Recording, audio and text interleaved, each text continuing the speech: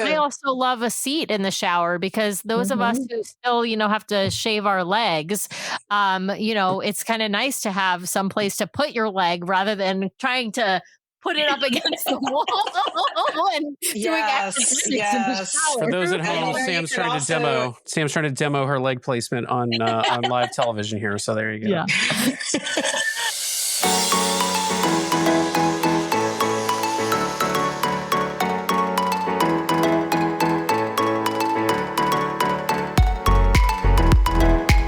Welcome back, everybody, to this week's episode of the DCL Duo podcast, brought to you by My Path Unwinding Travel and also our good friends over at WDW Magazine. We've heard a lot from them lately. We had Danny, we had Stephanie, so they've been on, and we just want to reinforce, help support WDW Magazine, help make DCL Magazine a continuing and ongoing thing. Head over to DCL-magazine.com to sign up for your float test issue of the WDW DCL Extravaganza Magazine. Article from yours truly in there before I'm stealing Sam's thunder on that one because she says it every time I do this promo. And they've got the newest calendar out. They've got the newest WDW Magazine calendar out right now. It does sell out, and you can get 10% off of that calendar and everything in their store using code DCL Duo, all caps DCL Duo. And don't forget, if you message them and poke them about creating a DCL only calendar, because that's what we're really pushing for now. We want them to create a DCL Don't only. unleash our fan base on our sponsor for feedback, Sam. That's not cool. If they have enough interest, I think they're definitely wanting it. I mean, we were talking about that with them. I think that could be coming. I think that they know that there's interest in it. So keep, just telling them that there is interest in it. So yeah. I'm just saying, like, on the socials, you don't need to like call them and, I don't know, harass them. Do not call and harass them. Don't call and harass them. That does not help support the show. No. Message them on the social saying, we want a DCL only calendar. Yeah. Yeah, that's right. That's right. All right. Sam, we've got friends. We've got friends joining us. Podcasting is so much more fun with friends. The best guests on. I'm so excited to have Kaylee and Karen on from My Path Unwinding Travel. Welcome, ladies. We are so happy to have you on. Hello, friends. It's so good to see both of you. Look at your cute hats. Spoiler alert. So we're going to be talking about the Star of the Seas that Karen and Kaylee went on a preview sailing for. It is the newest ship in the Royal Caribbean fleet. I guess she maidens this week, maybe today. I don't even know what her maiden voyage is like. I think it's this week, if it's not today. Do we know? They've kind of moved it around a bit. It's technically later in the month, and then the ship was actually ready earlier than expected. So then they added some additional earlier sailings, special opportunities. And I know that some folks that were booked on the Maiden were a little disappointed that there would be more sailings before theirs. But hey, at least the ship will be ready. There'll be lots of opportunities to shake it down and get all the kinks out. Early than late, right? Yeah. Right. And better to have all that practice to be a well-oiled machine and have everything open on the maiden voyage. Whereas, we always know from a lot of these preview cruises, sometimes the offerings are somewhat limited. Maybe not all the dining venues are fully open. Maybe not all the shows are up and running, or maybe like not all the water slides or things are up and running, right? So like it's kind of nice when you have a lot of shakedowns before, whether they're media previews, travel agent previews, or crew previews. It's really nice when you've got a ship that's well-oiled machine. I gotta ask, is pink a thematic color for the ship, or just a color you two chose to get your hats in? So the hats that were given out were random, and they were a selection of pink, purple, aqua, sort of My Path Unwinding Travel blue, and green. And we just happened to get 2 pink ones. There you go. All right. Well, I love the matching hats. I love it. I did notice you sent that photo over pre-show, Karen, of you behind the Star of the Seas sign, and it was like it was all purple. It was like purple all over the place. And I was like, they're really leaning into these colors. So it's fun. That's fun. There was definitely a purple, pink, blue motif going, and they really elevated it for our sailing with incredible floral arrangements. Nice. Well, we got a lot of ship to cover. because I couldn't, I was saying off air, my background tonight, for those of you listening after the fact, again, head over to YouTube because we've got a great PowerPoint that's going to walk through some visuals along with this show. We will be sure to describe them throughout for those who are fixed on listening to audio only, but head over to YouTube if you want to check out some of the visuals from the ship. I've got Icon of the Seas behind me. I couldn't find a Star of the Seas. I'm trying to like move the right direction here, but I've got Icon of the Seas behind me in my background today. So a lot of ship to cover. I'm going to move us into your PowerPoint view here. Karen, let's see if I can get this. I gotta give a shout out in the chat to the Holgate family. I'm sure that's Steven, but I love that you're watching, Steven. The Holgate family are such an amazing family. They have their own YouTube that's way bigger than our YouTube. They're awesome. But I love that Steven's catching a live tonight. That's and Leia's awesome. watching, Karen. No pressure. Oh, Leia's watching also. Look at all the fun. Yeah, we've got Tracy in the chat. We've got Ashley in the chat, jet lagged from just getting back from the UK. We've got Matthew Kowalski in the chat. Love it. Yeah. So hi, everyone who's watching. Yeah. So Karen, where should we start our discussion of Star of the Seas? Where do you want to start? I've kind of organized the photos in a way that I thought made sense. And, starting off with just the enormity of the ship. Yes. because it does start out feeling enormous. And I think that's one of the questions that, people have is, how big is it really? And am I ever going to find my way around? And is it going to be too big? And even this very directionally challenged person, that's me, figured my way around with only 3 nights. And if you sail on the Star, you will have 7. And it will end up feeling like an incredible resort at sea. So I think we can kind of start talking about some of the public spaces. Let me ask a couple questions here, though. So it's going to be doing 7-night itineraries. Is that like Eastern, Western Caribbean itineraries? And then this is sister ship to the Icon, right? So this is the largest ship currently sailing. Largest cruise ship currently sailing, tied with the Icon. And so how many passengers are we talking? About 5,600 at double capacity. Wow. Yeah. Big ship. Right. Big.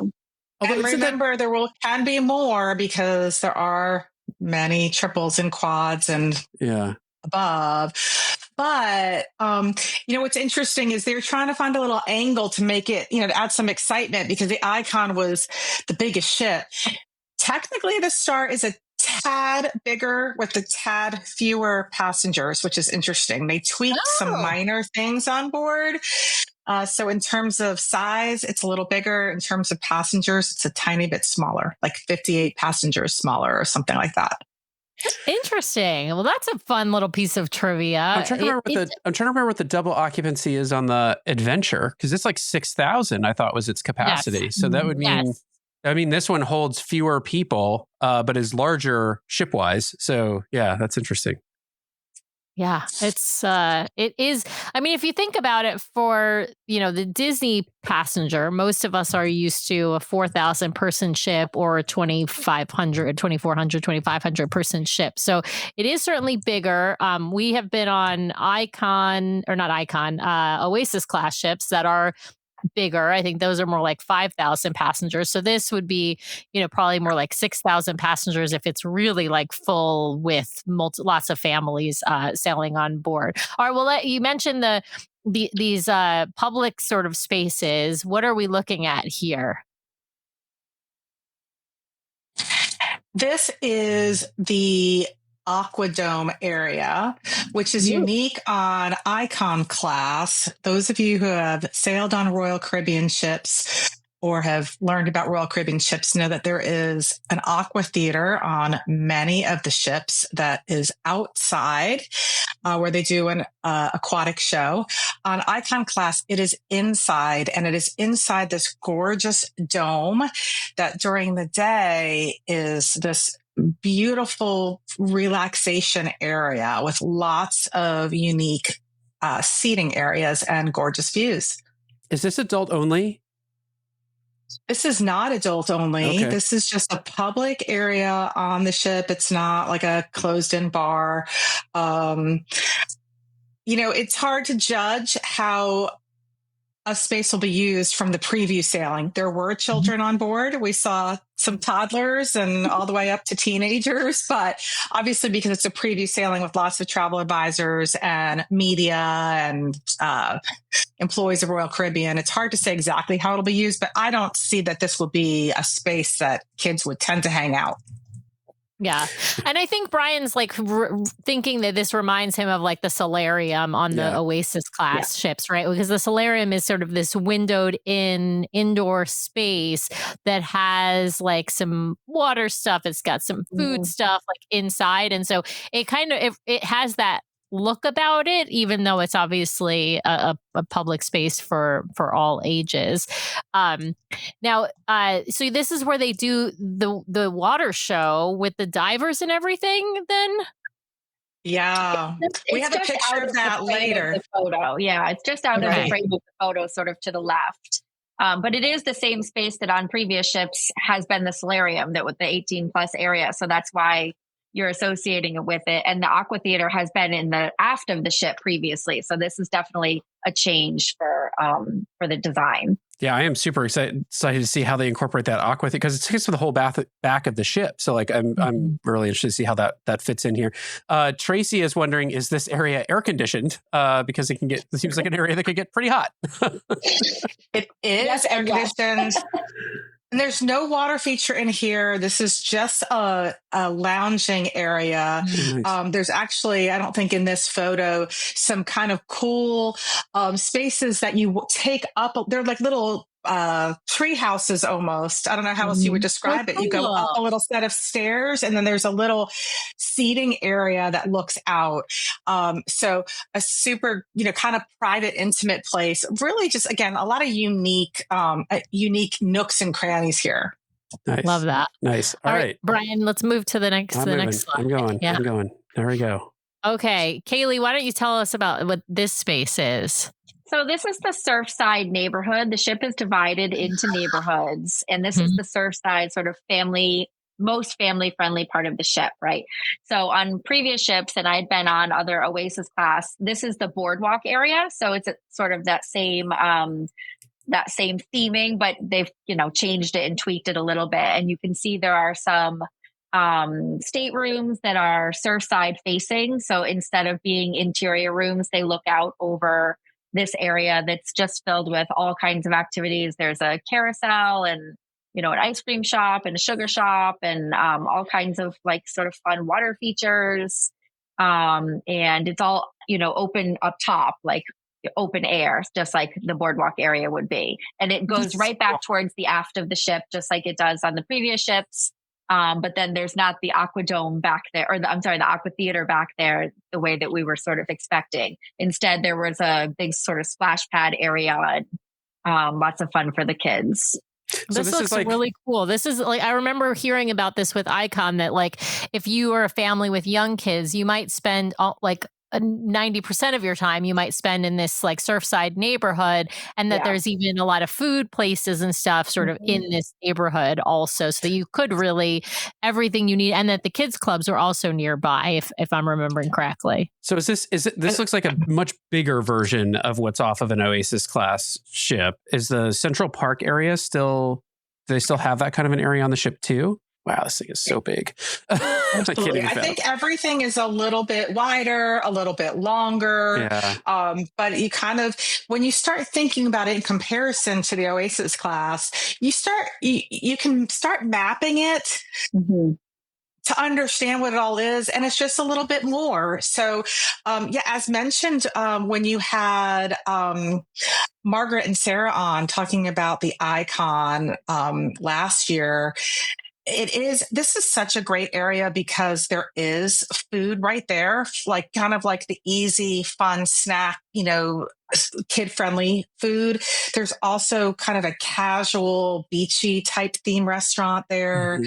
And just everything is so fun for the kids. And then if you book one of the family Surfside staterooms or suites, you're right there too. Yeah, that is cool. That's really nice and convenient. If that's like going to be your sort of area that you're going to spend the most time in, I feel like that would be really, really nice to have. So these rooms that have the window that look out onto the balcony, those are the family suites, I think, right? Because that little alcove that comes out is where the family like bedroom situation is. Is that right? Yeah, these ones that we're looking at here. Yeah, you can see the veranda that's sort of in front of the adult bed, and then to the right or the left on either side, or it's the little alcove where there's sort of a kid-sized bed and an area that can be closed off by a curtain that you can put sort of the littles in that area. And it gives it that sweet feeling with two distinct areas. And those rooms do have a split bath also, which is a nice feature. I know. Whoa, look at them trying to copy Disney. Yeah, we saw a few that they added some split baths, and we can get back to it. But just know that those Surfside family suites, those little areas for the kids are tiny. You really can only put littles in there. Yeah. Okay. So we're talking like young elementary and preschoolers then. Correct. Otherwise it would be, maybe we could put one child in there otherwise, but it would be a tight. Yeah. So maybe a Nathan now, but probably not a year from now. For much longer. Yeah. And he is 11 and a half. He's getting big. It's little by little. All right. So what are we looking at here? These are cool. I love these pictures, you guys. You did such a great job in capturing what all this is. Yeah. You want to take this one, Karen? Sure.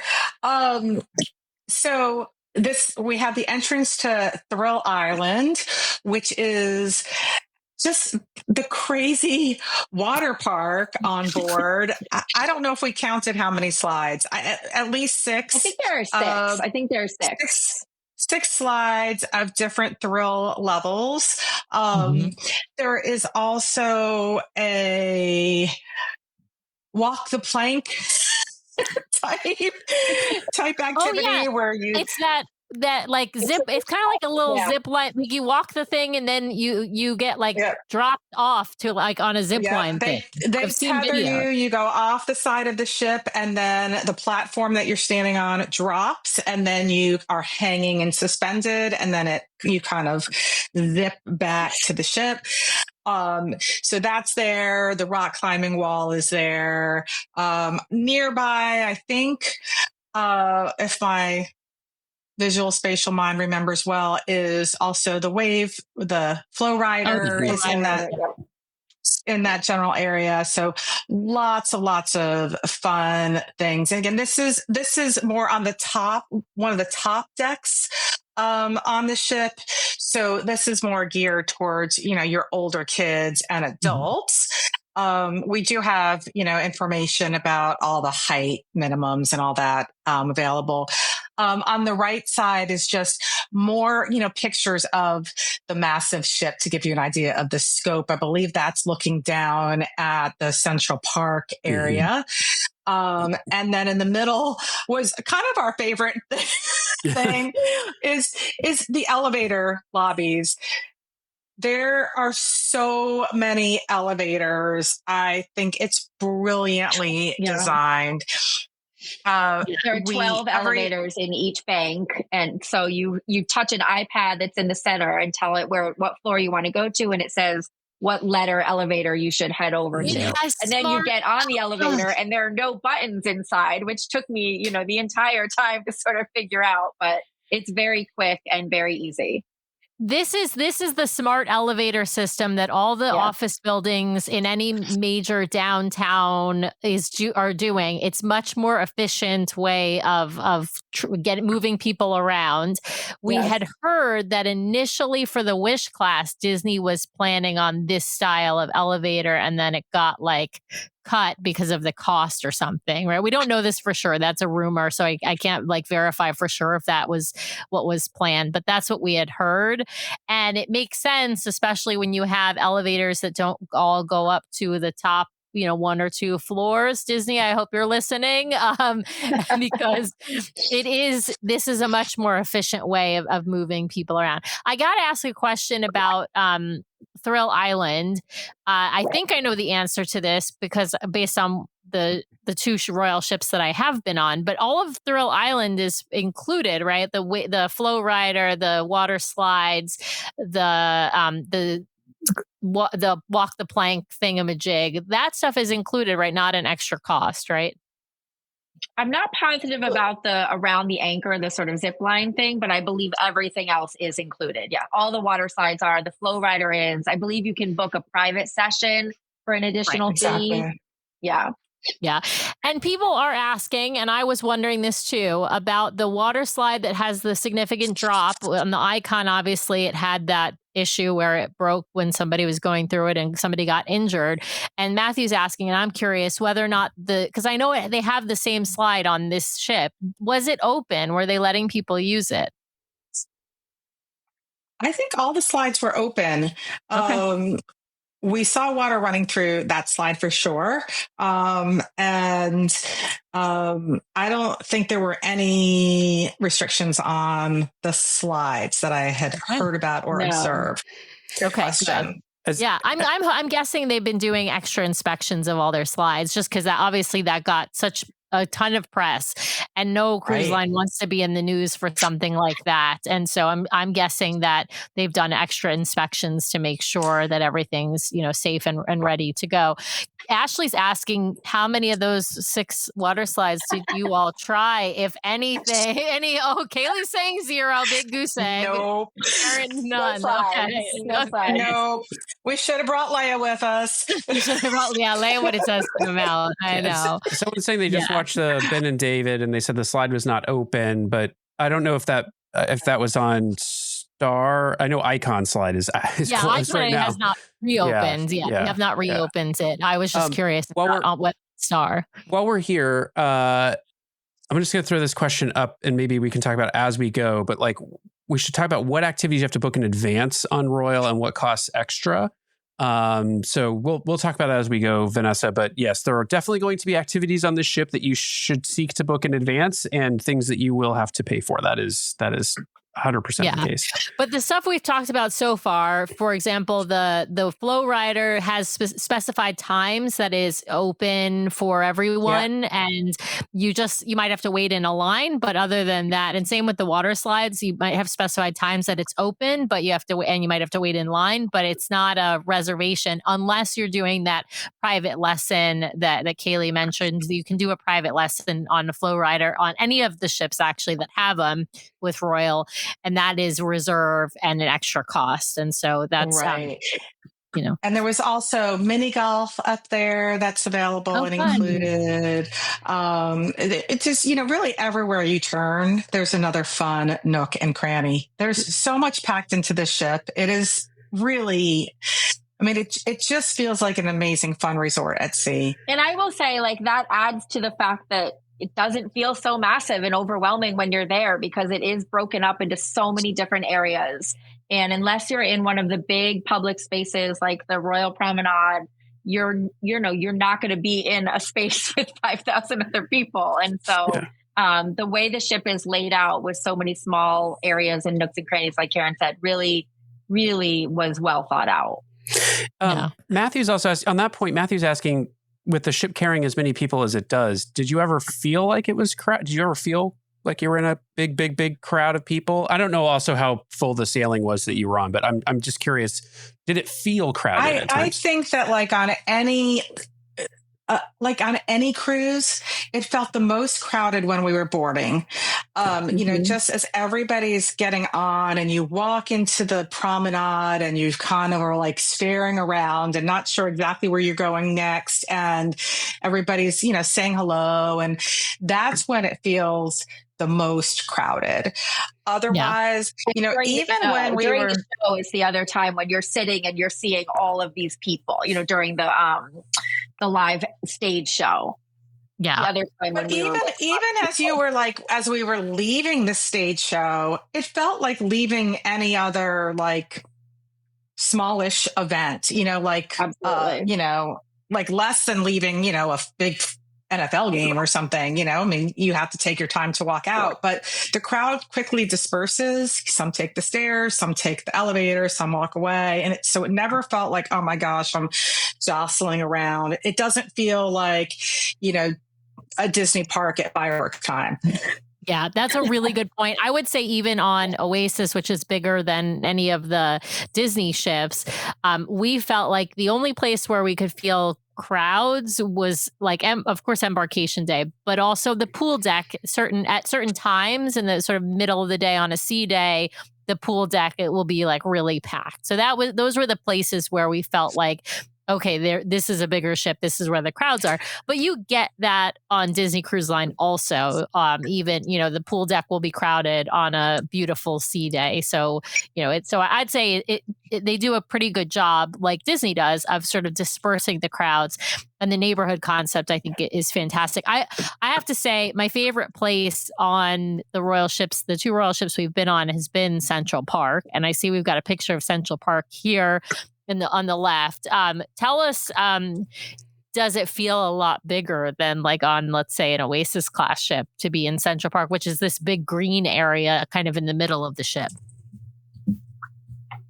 It did not feel bigger to me. I mean, I have been on Central Park before on other ships, and it felt comparable. I mean, some of the restaurants were the same and some were different, but the way that the paths are sort of meandering and there was so much greenery, I was very impressed with how mature a lot of it was. And in fact, I feel like there was possibly more greenery in this Central Park because it was all up the sides of the walls. And you can see in that picture on the left, there were sort of murals on the ceilings when you walked through.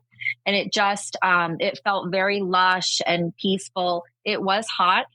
I mean, it was August, so, hot is expected, but it was warm in that area. But it felt peaceful and like a really nice departure from sort of some of the more, the louder and more sort of bright and active parts of the ship.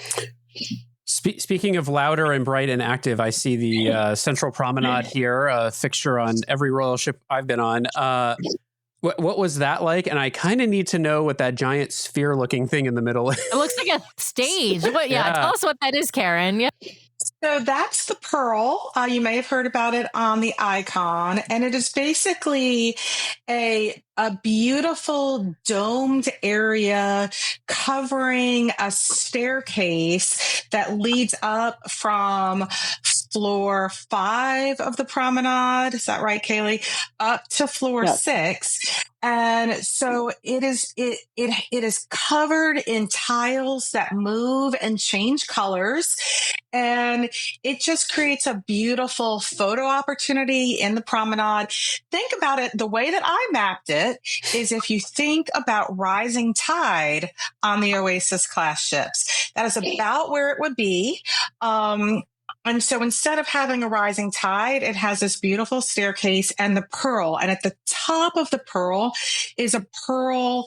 I don't know what they call it. Like maybe they just call it the Pearl up there. It is another beautiful seating area with a large cafe. There's still Starbucks on deck 5, but on deck 6 in the Pearl is another full coffee bar serving all the Starbucks coffees and serving some incredible, great, and included food items.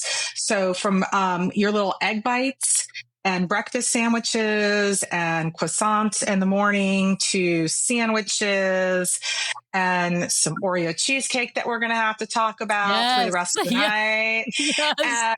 And some grab and go items too. So you can get your sandwich heated up, your egg bites heated up. They'll make your specialty coffees. So, and plenty of seating area with windows. So it's just another unique kind of architectural feature of the ship that really doesn't necessarily add, anything specific, but, I think this is one of the great things about this ship is it's not all about where can we charge you something? Where can we squeeze more people in? It's just a beautiful, unique spot. Cool. I love that. The Pearl is described as sort of this kinetic art sculpture. So if you're sort of walking through it, like Karen said, it's moving and it's this dynamic space. And it was consistent with the amount of original art on this ship is staggering. every corner there is artwork in all mediums, and some, I loved all of it, but it was like some were to my taste and some weren't. But overall, I was so impressed with the art. It's consistent through every little corner of the ship. Nice. Awesome. I love that. Nice. So we should have put some of Kaylee's photos in here, because Kaylee was really impressed with the art. We could probably have a whole podcast just on the art of the art. Yeah. There's a lot of art on those royal ships. I mean, even walking around an Oasis ship, there was just art everywhere. I mean, they had, do you remember the binocular things? It was a binocular or remember those you like look through and it was a different scene each time? Yeah. Yes, really they look like those like lookout binocular round kind of ovally things that you would see at like on like a state park bridge or something. Yeah, like you'd to look at a landmark. Yeah. But they actually had art in them. So when you would look in them, you'd see like some kind of artwork. I want to answer part of Matthew's question. Matthew's asking about the dining, what's included, what's the extra cost. Royal has the drink packages, and so different levels of drink packages include different things, whether they include coffee, or generally speaking, there are drink packages that do include like Starbucks in them, but there's like a soda package I think that doesn't include that. So there's definitely different levels, and of course the ones that include alcohol and what they include, whether it's like premium alcohol or just sort of rail level alcohol. So Royal has that. And then I would say most of the quick service food is included on Royal. It's really specialty dining is where the add-on costs are, right? So you have main dining that's included, plus lots of quick service options that are included. And then specialty dining, and we're going to talk about this a little bit later in the slideshow, but like the steakhouse, the hibachi, like those kinds of places are the add-on specialty dining. But you can do specialty dining packages. And also if you're sailing like suite class, some of those things there are some inclusions depending upon what level of their suite class that you're sailing. So we'll get to a little bit more of that when we hit the dining, but I wanted to give just that overall There was some quick serve on Oasis that was extra. Like, wasn't Johnny Rockets an extra cost? Yes, Johnny Rockets was extra, but but I think pretty much everything else. It's not Johnny Rockets on this ship, but we'll get to it when we talk about dining. Yep. There's so many included options that were actually really good. Yeah. Well, and here we've got this is a pool deck picture. I obviously you can tell it's the pool deck, but it looks beautiful as well. This is the swim and tonic bar. And you can see there's a sort of a shallow area in the closer part of the picture with these large day beds. And the pool, the chairs along the pool are sort of in the shallow part. And then in the depth of the area, you can't really see in this angle, but it's a swim up bar. So a large pool area and swim up bar. Really, really nice. There were like lots of sunny areas, a good shady area. I was always seeking out those shady areas. So it was nice that there was a good part of that area that was in the shade as well. Yeah. And while this is not in the Hideaway, which is the adult only pool area, based on feedback from travel advisors on the Icon, they have chosen to make this an adult only pool as well, because it does have the swim up bar, and, kids and swim up bars have their place, but, swim and tonic bar, it does have more of a Virgin Voyages vibe in a way. Absolutely. So yeah, it was a great space.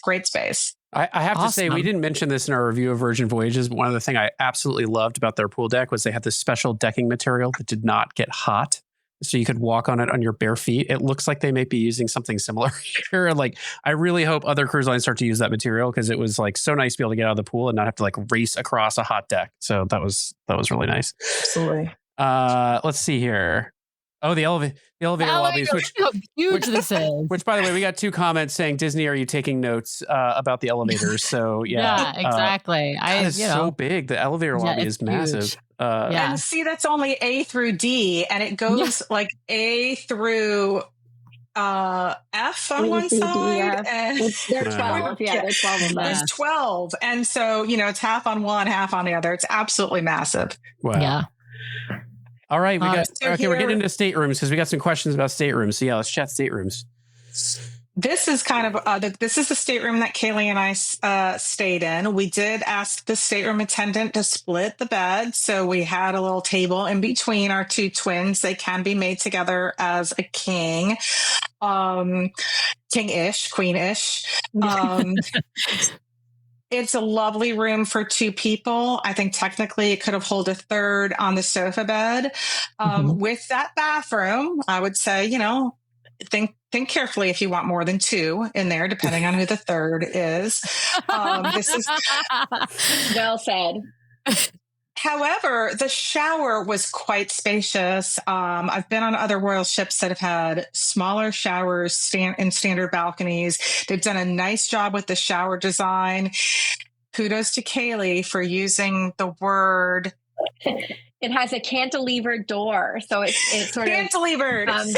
Comes in, it sort of takes up half of each space when you open it, and it's not too intrusive. So it was a very well designed small bathroom.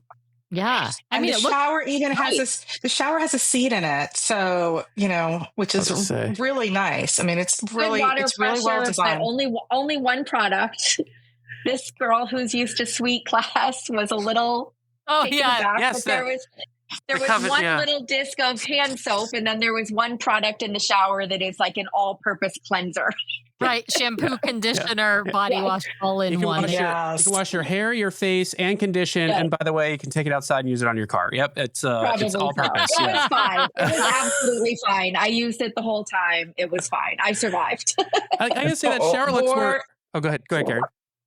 Or you can pack your Spongelli and, feel like you're having a little taste of luxury from somewhere else and not have to add liquids. But it really is. There is lots of little nooks and crannies for shelf space in the shower, in the bathroom area. Kaylee and I had plenty of room. We had many unused shelves in the bathroom space. A whole drawer that I think Kaylee knew it was there. I didn't know it was there. So we never used it in the bathroom, a pretty large drawer, kind of under to the side of the sink. So it was great. And, there was a quick 60 seconds where we were concerned about the plumbing not working, and then it all got fixed. That's part of a shakedown cruise. Yes.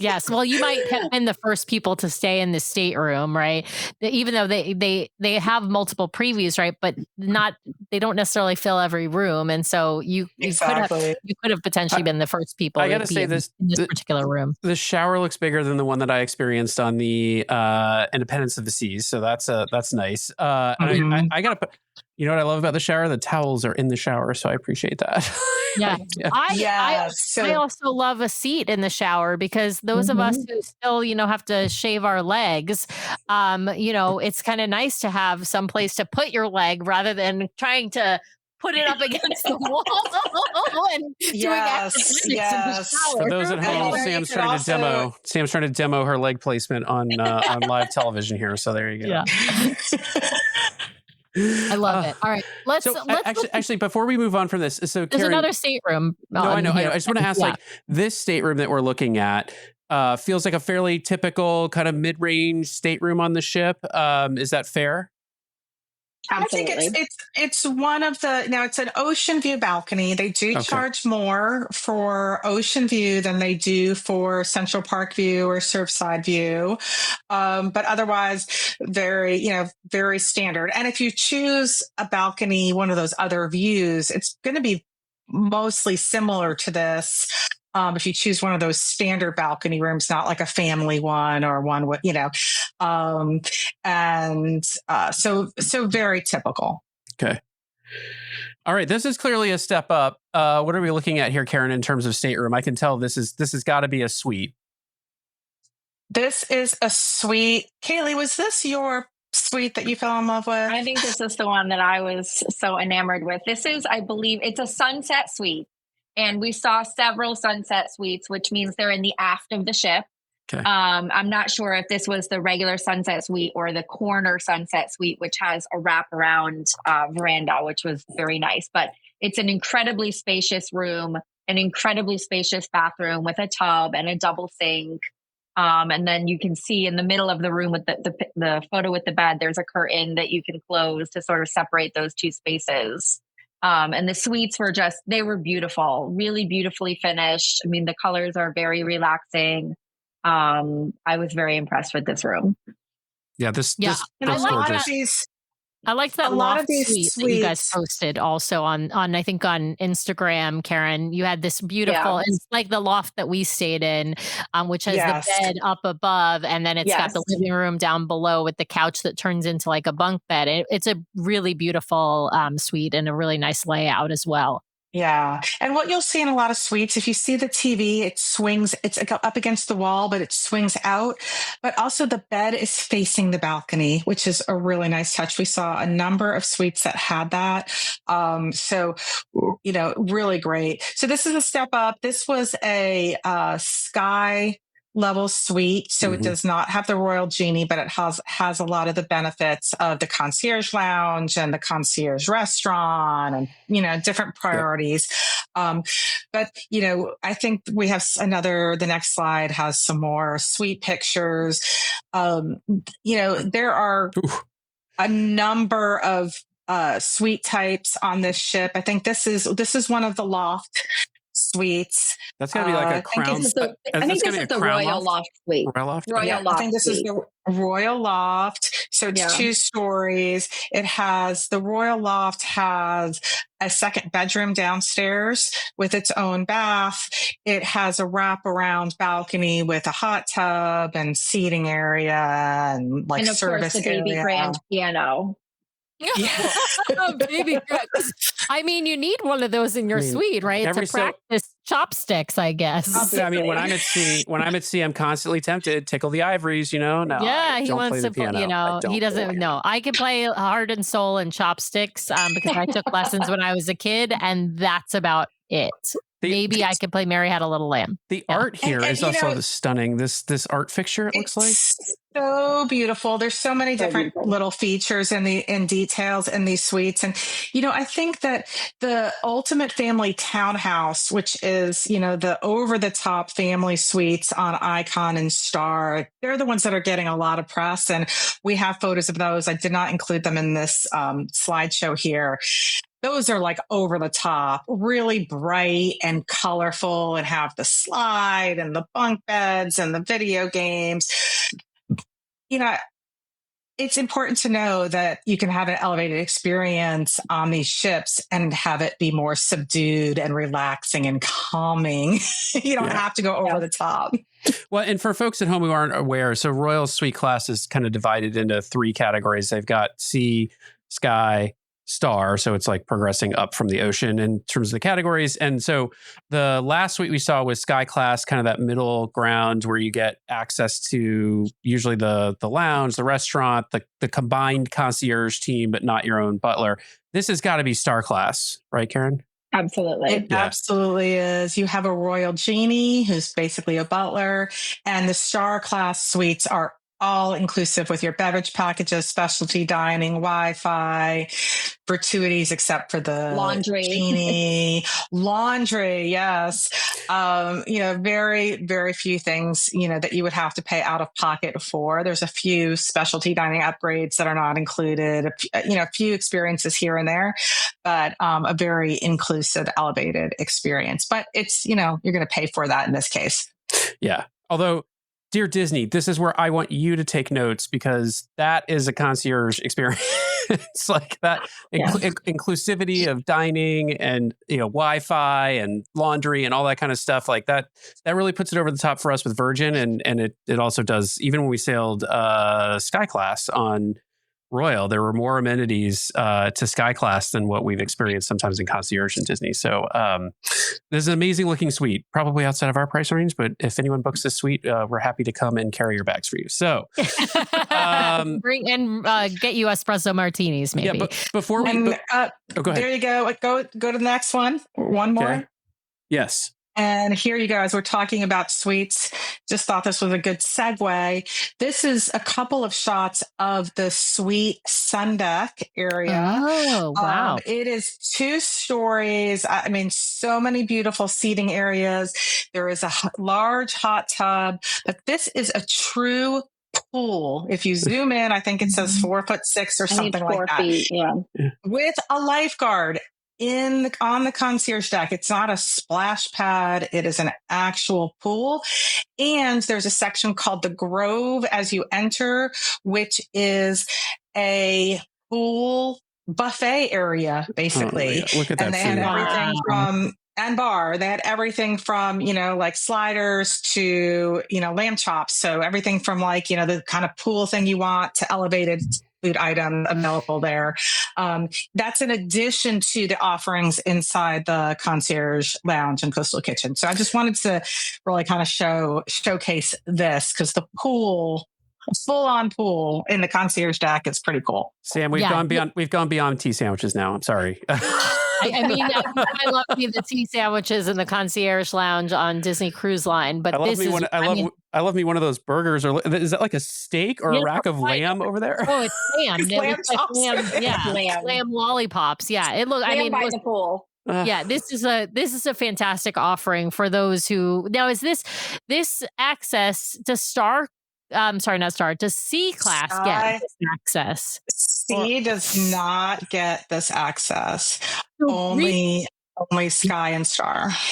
This is the one thing where I would say, like, I think Suite Class and Royal is personally, I think Suite Class and Royal is worth it, but I think you've got to be at least Sky or Star. I mean, you don't have to do Star. That's really where you get the butler, and you said everything, really, almost everything included.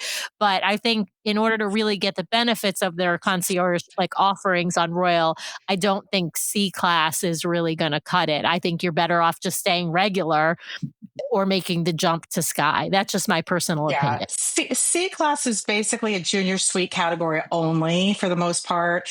And you can have occasional access to coastal kitchen if it's available with a reservation for dinner. But otherwise it doesn't really get you a lot of benefits. So, so it's just a slightly better room. Exactly. Mm-hmm. So moving up to Sky class, I think is the way to go. Having done a Royal Genie, I love the Royal Genie, but I don't necessarily feel like I need a Royal Genie most of the time. I don't necessarily see the value in it all the time, but I think the value in the Sky class is fantastic. It's what I appreciate about you, Karen, because even when we sailed Mega Rockstar, we had you were like, "Are you sure? Like maybe Rockstar?" And you we really were like, want it? Mega. No, we want Mega. And so I appreciate that. Sometimes you bring us back to reality, and I appreciate that. Yes, but I also appreciate that Kaylee's like, no, I stay Mega Rockstar, and I'm going to stay Star Class. I was ready to book the Sunset Suite there, which is Sky. And Karen wisely said, when you're thinking about it, you have to think about the things that are no longer included. Now you're buying, the beverage package or the specialty dining package, or you know what I mean? There are definitely different ways to look at it, and you have to decide which of those amenities are important to you. Of course, Kaylee's going to book Mega because she tries to shake her phone when she's at home to get champagne, and it's and nothing happens. It's a broken feature. No, Rob comes running. Probably does come running with the glasses and the bottle. So we did have some questions coming in through comments about staterooms. So I think this is a good time to sort of just dig into some of those. We had someone ask about the infinite ocean view room and whether the window goes all the way up. So I don't know if you got to see one of those or know anything about those. We did. I don't have photos of that in this presentation, but I'm happy to share them. And, Kaylee, maybe what we can do is share some of these questions and photos over the next few days. The infinite verandas are awesome because you have kind of that balcony space inside your room. You have a curtain that shuts it if you want to have somebody sitting in that seating area. And then the window opens like halfway, and you have like a switch that comes down from the top and goes down. So it's like halfway open, like veranda with like a veranda balcony would be. When it's closed, it's just a wall of windows is essentially, it's right? just a wall of windows, room. and there's another switch for a blackout, a shade that comes down that does a really good job of closing those rooms are available with the ocean view and with the Central Park view and with the Surfside view. So they're not just ocean view. These are like the celebrity suites that they started with. Exactly. Which makes sense because Royal owns celebrities. So they've borrowed something from the luxury end. So yeah, that's cool. There were some questions about those Surfside family suites. And so Elizabeth is asking, how many people do they sleep? Are those the ones that sleep 6? I don't think they sleep 6, right? Or do they? There is a Surfside family suite that sleeps 6. Oh, wow. I said that. I'm ready for the. That was good. Peter Piper. I'm ready for the song at the dueling piano bar where you had to say some S's and SHs. There is one you have. We have photos of that as well. Bunk beds when you come into the room, with each with their own individual TV, and then a sofa bed that can sleep 2, and then the regular bed. And did that have a split bath also, Kaylee?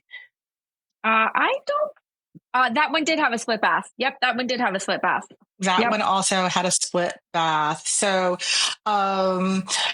those, I think we may be getting the names mixed up because there's also the Surfside family suite. There's one of them that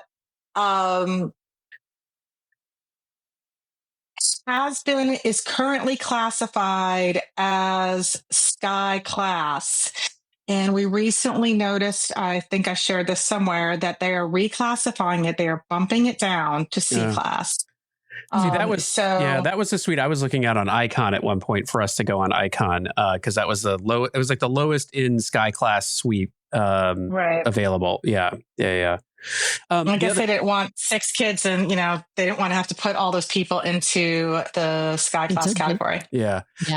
Vanessa is also asking on those from the Surfside area. I mean, do you know? Can you hear noise from the Surfside area in the rooms? I mean, my sense is that like when the windows are closed or the balcony doors are closed, they're pretty quiet. But you cannot hear a thing when the windows are closed and the balcony doors. When you open them, yes, there is plenty of ambient noise wafting up, but we were very impressed when you closed those, whether it was the Infinite or the veranda, at how noise-proof it was. Yeah.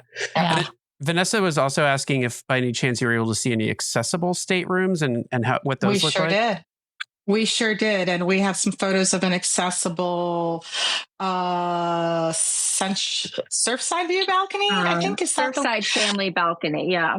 Yep. And, has all the features that you would expect of an accessible stateroom, lots of floor space, lots of all the great standard features. And we can share some of those photos as well. I feel like, maybe speaking out of turn, but I feel like Royal has a pretty good, accommodation or accessibility. Rob is here with the champagne.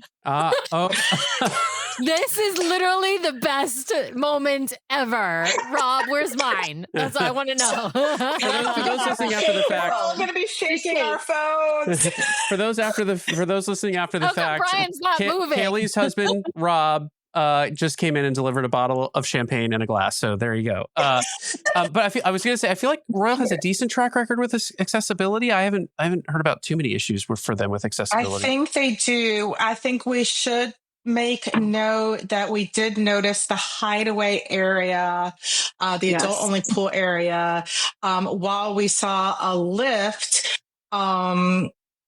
for, I guess, maybe the hot tubs, to get down to the pool and bar area. We could not identify an accessible route. Oh. So it's possible that there was some sort of, crew way in that would be accessible, but that may be one part of the ship that is not accessible and something that we would need to look into a little bit further. But everything else seemed great. Okay. And then I think there's a couple more questions here. One was Wesley's asking, I'd love to hear about regular staterooms that sleep 5 or more that are not infinite balcony. I think those are the family suites that we've been talking about, but I wonder, what about for like folks who might have not littles as well? Like, what are the options for kind of those folks who would normally, I think, be in like a deluxe family veranda on Disney? Yeah. So, I mean, there's a lot of different stateroom configurations, and really, it's hard to keep them all in our head. Yeah. But they do have kind of a sofa bed with trundle situation.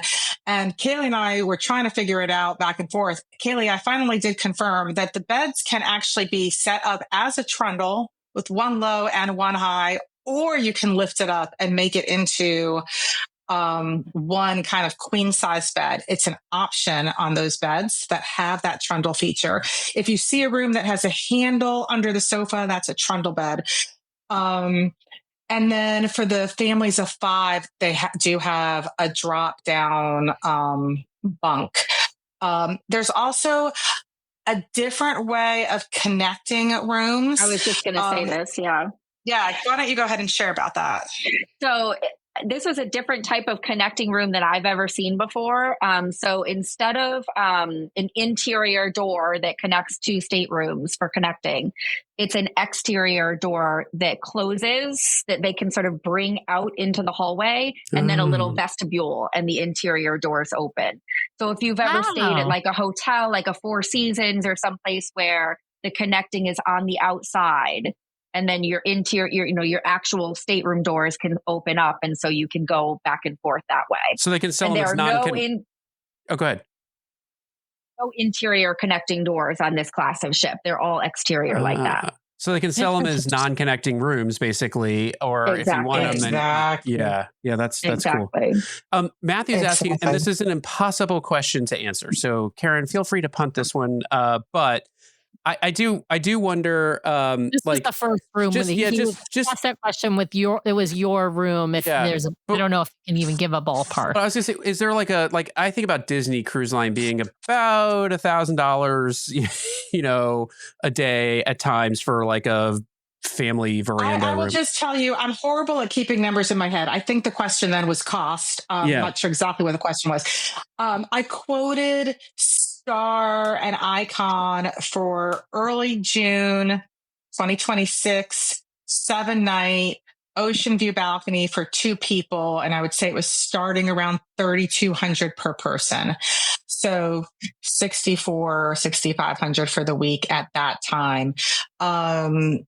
That was earlier today. I think I got that correct. So these are the newer ships. If you look at like the newly renovated Allure, that's doing 6 and 8-night alternating, Western and Southern, in the same time frame, it's quite a bit less expensive. So just like with any product, you're paying a premium for the newest ship. I have to say, I think it's worth it. I mean, personally, this ship is amazing. I just think that if you're going and want to have a fun time with a group of people or with families, this is just such a fantastic option. We haven't even started talking about the entertainment and the food. Yeah, I know. Yeah. We're already running up to an hour, but let's hang out a little bit longer here and talk food. So this looks like some amazing food to me. Talk to us about these are quick bites. Love it. Yeah. Quick service. So on the left, we have the soft serve ice cream station that's in the Surfside area. So that's available, at no additional cost, just like we're used to on our Disney cruise ships. In the center, I believe this was at Base Camp, which is sort of a family-friendly like outside poolside sort of place that had all kinds of great options. I mean, they had burgers and fries and tots and all of that, but then also many other things with a whole outdoor seating area. And then on the right, you've got some of the goodies at what Karen was talking about earlier, the Pearl Cafe. So up at the top of sort of in the Royal Promenade area. And they would change these out throughout the day. Down on the bottom are those egg bites that Karen loved. And this is breakfast. So they had a number of different breakfast sandwiches, and then they changed them out with different things throughout the day.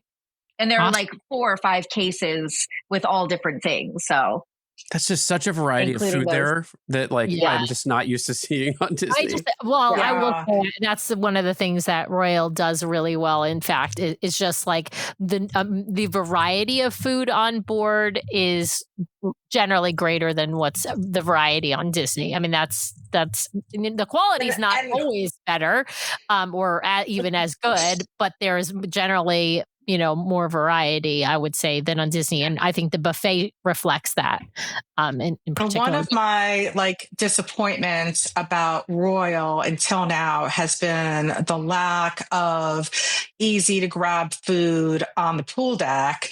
And, then they added El Loco Fresh, which is kind of like your, Tex-Mex on the pool deck.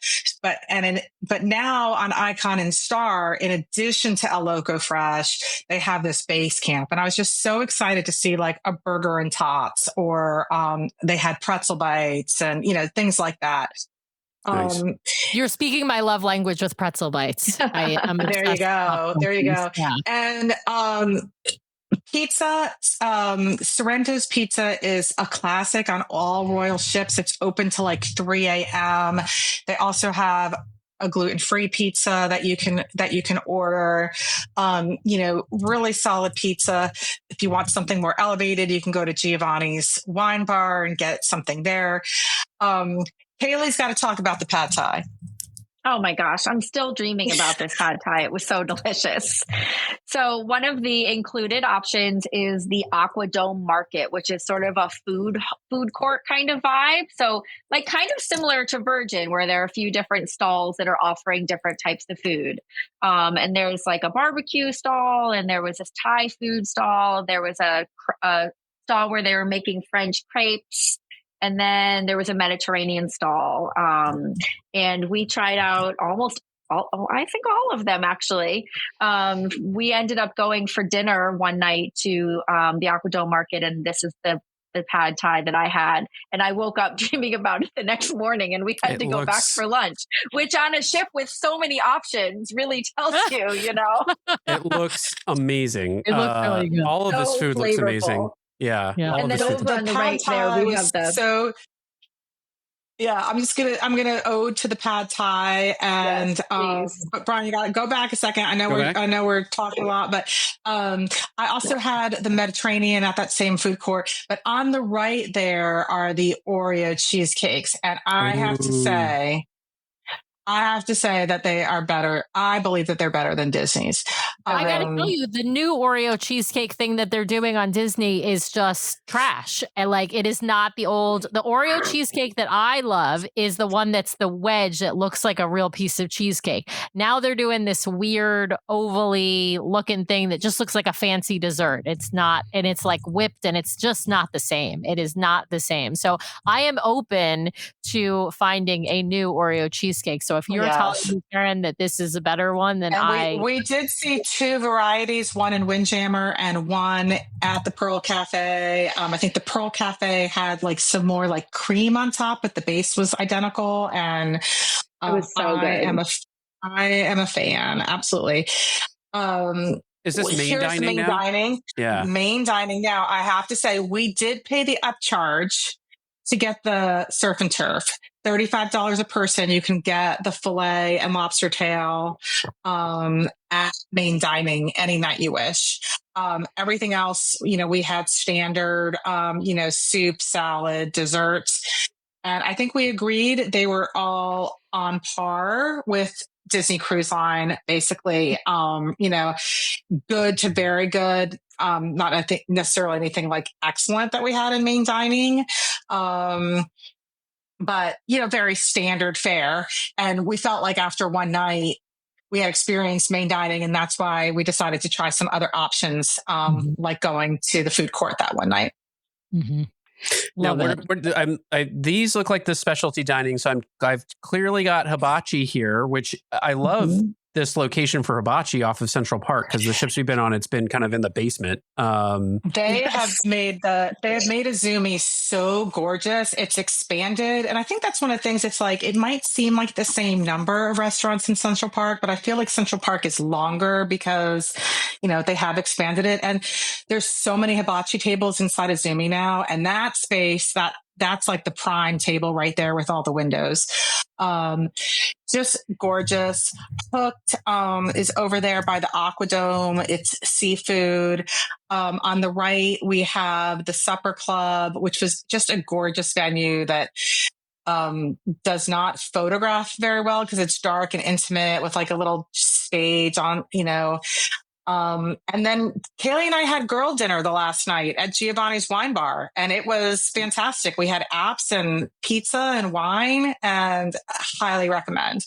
Love it. I have to say, I've been super impressed with Royal's specialty dining. Of course, it's an add-on charge, but you can pay for like a add-on, like a 3 nights of dining in, specialty restaurants, or unlimited specialty dining. That's one of the different packages that you can buy. And I think, or you can upgrade and have the Royal Genie and be in Star Class and have it all included.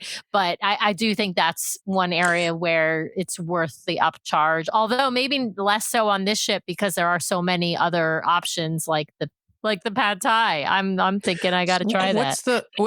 So in terms of, let's talk just between Icon and Star, are there any different or new dining experiences on Star that aren't on Icon? I think that they've changed the name of the Supper Club between the ships. Okay. And otherwise, the I Aquadome believe Marketplace is a little bit different. The offerings in the Aquadome Marketplace are a little different on Icon. Okay. And what's the Supper Club has a show aspect to it, Karen? Yeah, there's a stage where they can do kind of like a little. I mean, I don't know what the music is, but it felt like a jazz club.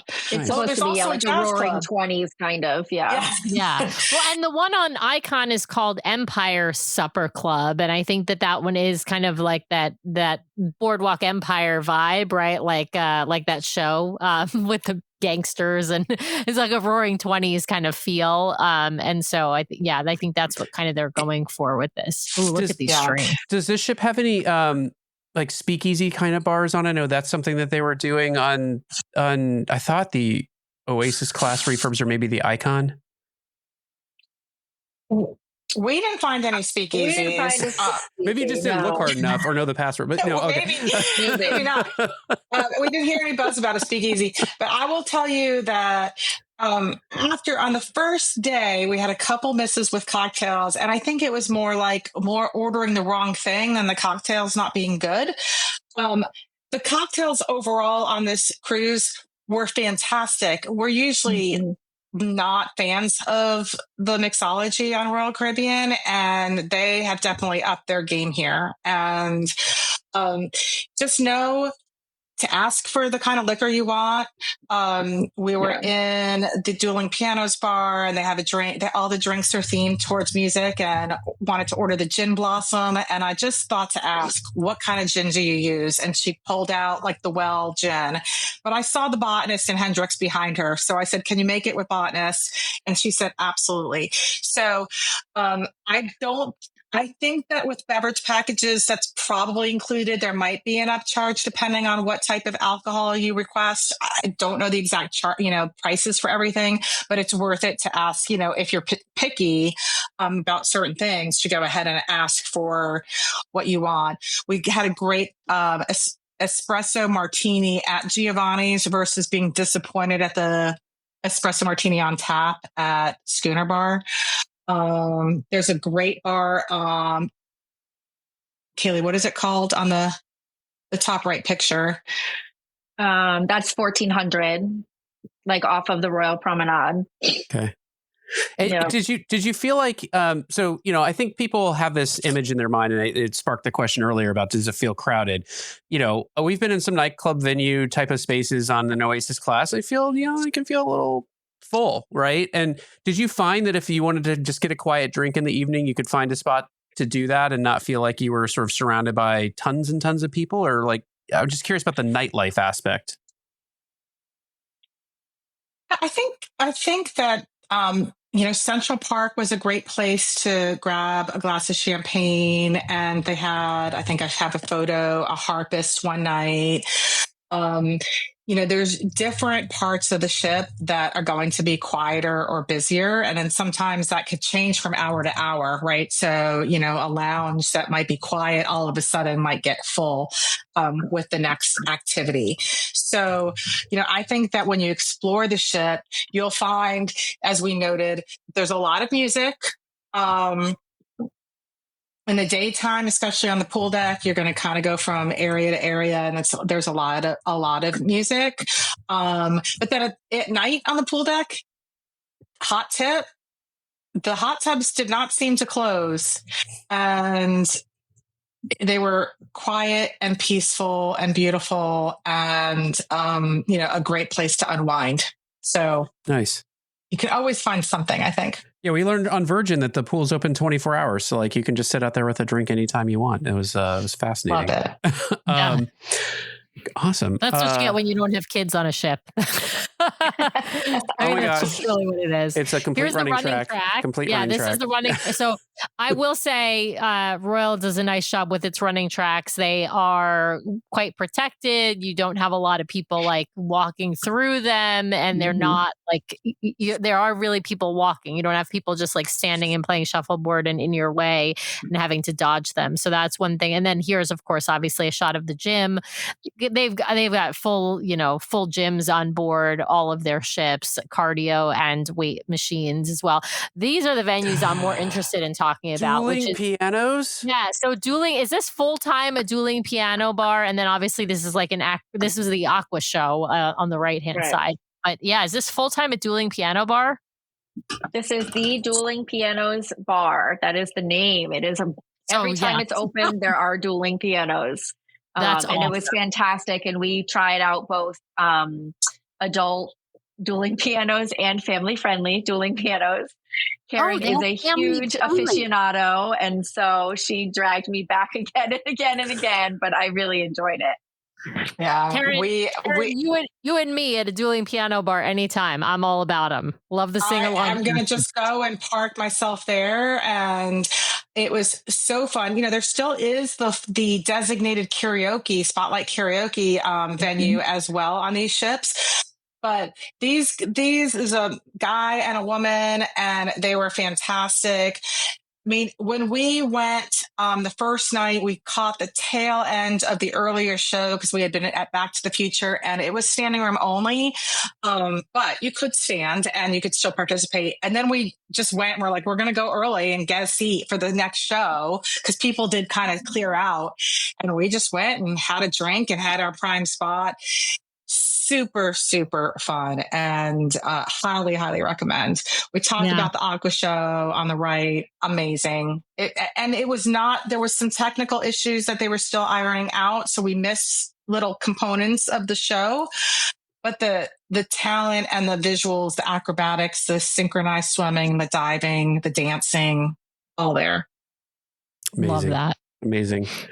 Now, I know you mentioned the show, and here's the stage. I forgot about Back to the Future, the musical. Yes. Tell us how it was. I know I had texted you guys ahead of time about this, and I was like, please tell me you're going because I need to hear your view. Let's throw this one over to Kaylee. Kaylee, tell us, what did you think of Back to the Future, and is it as good as a show you might see on Broadway in New York? It was phenomenal. I have not seen Back to the Future, the musical, although I'm very familiar with the movie. So it stayed very close to the storyline. I don't know how that compares to the musical. It definitely had a little bit of a campy vibe to it in a way that really worked and was very fun. And the show that we saw was actually the first time that they performed it live for an actual audience, even though they'd done plenty of, rehearsals and all of that. And we had I think there was one little glitch where they, said, "Oh, don't you love live theater? Stick with us for a few minutes and we're figuring something out." I don't know what happened. We couldn't sort of figure it out. But it didn't take away from the show at all. The acting was fantastic. The actors were great, and the singing was very fun. There's a 16-piece orchestra that plays the music, which just blew me away, especially as the mom of a musician. I thought that was a really, really cool addition. and absolutely comparable to other shows that I've seen either on Royal or on Disney or even on Broadway. Yeah, I loved it.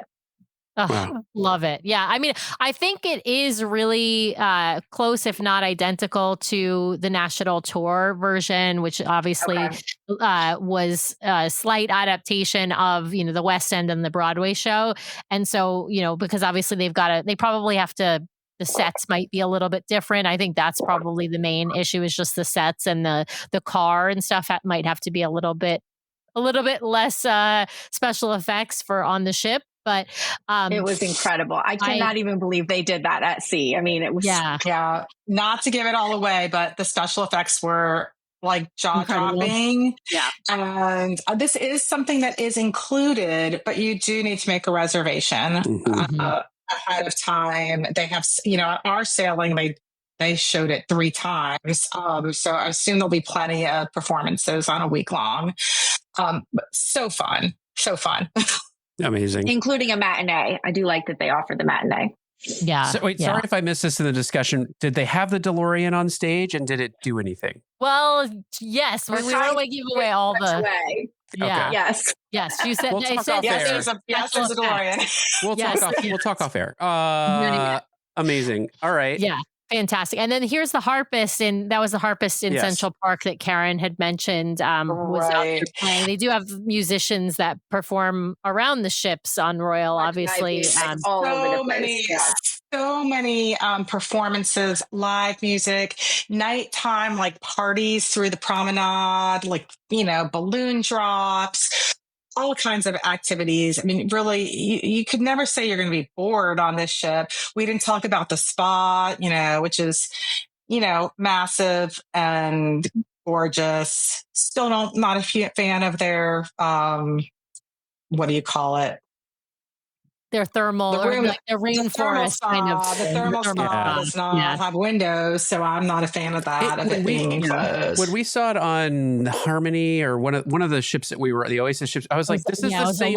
This is the same size as the ones they have on the Magic and the Wonder, and the ship is like twice the size. So I'm like, I was unimpressed. I agree.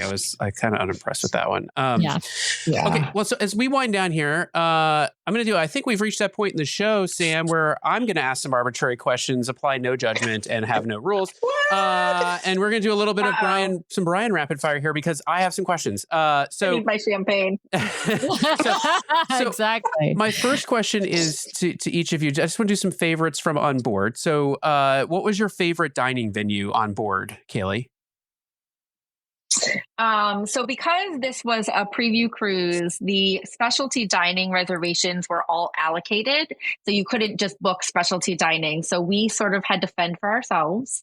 And my favorite that we experienced was that we went to Giovanni's table. We sort of tweaked the system and walked up to the bar.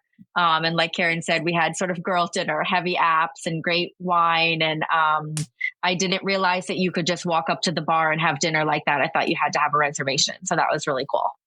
Nice. As for ones we didn't experience, I'm super intrigued by the supper club. Well, that's what I was going to ask is like, when you go back, what's the one that you didn't get to do that you most want to do? So it sounds like it's the supper club. Karen, what about you? Favorite on board that you experienced and the one that you want to do if you go back? Definitely just love the vibe of girl dinner. I would probably eat that pad thai and that Mediterranean bowl that I had 24/7. That was just great, easy food if you don't need to sit at the dining room. I want to go back to Izumi and do not the hibachi, but do the omakase. Is that how it is? Where you do like a whole sushi dinner. I think that would be incredible. Nice. Yeah, nice. That would be fabulous. Favorite bar space on board, or just favorite place to grab an adult beverage? Karen?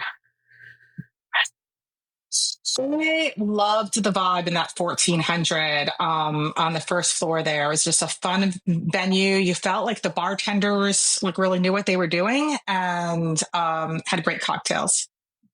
Oh, Haley has another answer. My favorite was the Hideaway in the afternoon and evening. So the Hideaway is an area of the ship that we haven't really talked that much about. It is adults only. It's got some hot tubs, a pool, like a really massive pool. And then there's a very large bar on a whole back corner of the ship. And it gives sort of meridian vibes. Like it's like the place to be for a sunset. And I could not believe how empty it was. I mean, we sort of had it to ourselves, and I had the best drink that I had on the whole ship there several times. So it was, that was my favorite spot, but not during the day when the DJ was playing, but in the evening when it had sort of thinned out and the sunset was spectacular. Okay. I got to ask a personal question here for me personally. Do they have an escape room on board the ship? Nice. They do indeed. Yes. My new favorite pastime at sea. I think there might be 2 themes for it, if I understood what I was reading correctly. That's cool. Well, it is a 7-night cruise, so you can absolutely do 2 escape rooms in a 7-night cruise. Yes. Easy. And a Broadway show that's like 3 hours. So yeah, no question. You can fit all that in. Okay, just a couple more questions for me. All right, favorite like non-bar, non-restaurant, like favorite space on board the ship to just relax and hang out, Kaylee? Oh gosh. I don't know. Can I pass to Karen and come back? There you go, Karen. Am I allowed to say dueling pianos? Yes. Yeah, that's fair. That's fair. Totally fair. Yeah. Nice. Yeah, dueling pianos was pretty amazing. Like I said, Karen's the aficionado for sure, but I had a really good time there.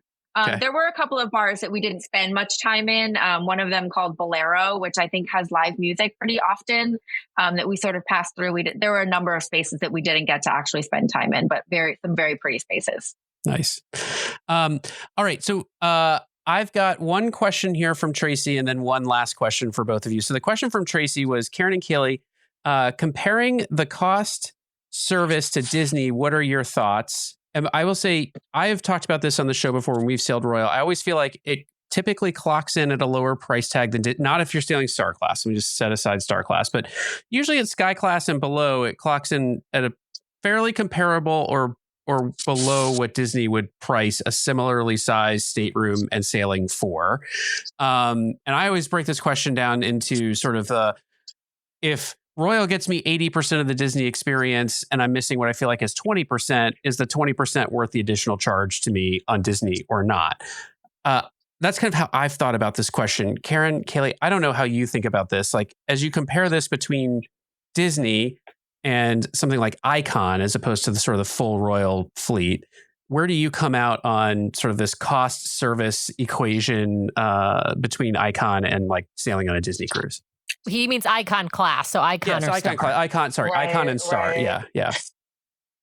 You know, I personally think that Disney is its own category of vacation, right? Like we always say, like there's a piece of our heart that is connected to Disney in a way that I won't have that emotional connection to a Royal Caribbean cruise, except for the amazing memories that I'm going to make on it, right? So, but so I think of it more as, do I want to go on a Disney cruise or do I want to go on like a really fun all-inclusive vacation or a really fun Vegas trip? Because that's more of what I would put the Royal Caribbean thing in. So it's a different type of vacation experience. And there's a great place for that. Like, I think it's an amazing vacation experience. It's just different, right? So there's hopefully room in my vacation heart for both. I could not you have put pay it a little better. extra for that. You pay a little extra for that. Those Disney, the Disney nostalgia. Yeah, I couldn't have put it better. I don't think it's apples to apples. Like, it's 2 completely separate vacations for me. And Disney will always have our heart. I mean, my daughter grew up on Disney. We have the connection to those stories and those characters. But this was super fun. And like Karen said, when you go to Vegas and you sort of spend the whole time going, wow, that's sort of what Royal felt like. And, I put this teaser in my travel group and I said, like, I boarded this ship thinking that I was going to learn some things for my clients and sort of, this would be a great experience. And I left the ship thinking that I would book it for my family because we had an amazing time. So, yeah. Well, I Sam, I've secretly been looking on the web browser for, spring break 2027. So yeah, let me just ask. I mean, I think you've kind of implicitly answered this. Let me just ask this straight out, which is, who would you? So Disney Cruise Line family is over here, and they're thinking about taking their next cruise.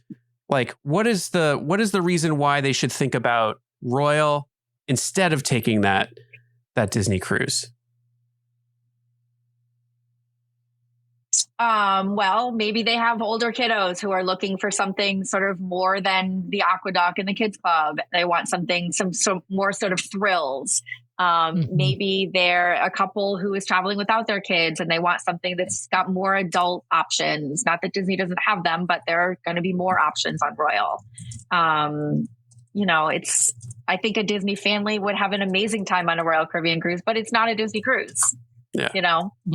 Yep. I agree. I think also, like, if you're okay without like character experiences, right, on board, like I'm not saying you will, yes, you might miss them, but like if it's, you can enjoy the cruise experience without having those character experiences and without having the Disney storytelling and having some really good storytelling that's just not Disney themed, right? Like, so, and not all of the ships. I think we're really, when we're talking about this, we're talking about Icon and Star that have the newest amenities, the newest shows, the newest restaurants, and they've really like leveled up the experience. I think not all of the older ships would I say are necessarily something I would recommend, but I do think just depends on the ship, right? Like it depends on the ship and how much they've been, retrofitted or, dry docked or whatnot. So it really depends. But in this case, like I do think we're talking about a leveled up experience on these brand new ships. And I think the thrills part is a huge part of this as well. Cause I do think like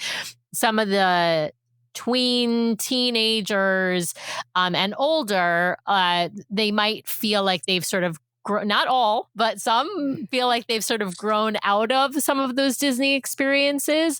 It kind of depends on the personality. Everybody knows their own kids, right? Some kids do kind of grow out of those Disney experiences and maybe they rediscover them again as adults. Maybe they don't.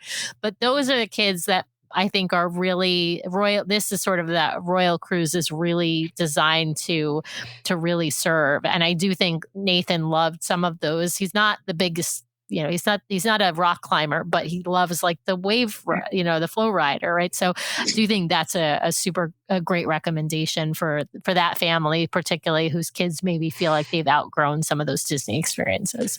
Well, as we round out what is a supersized episode for a supersized ship, Karen, we've been flashing it on the screen, but remind folks if they want to give Icon a try or they want to book for really almost any Star, cruise, a try, like.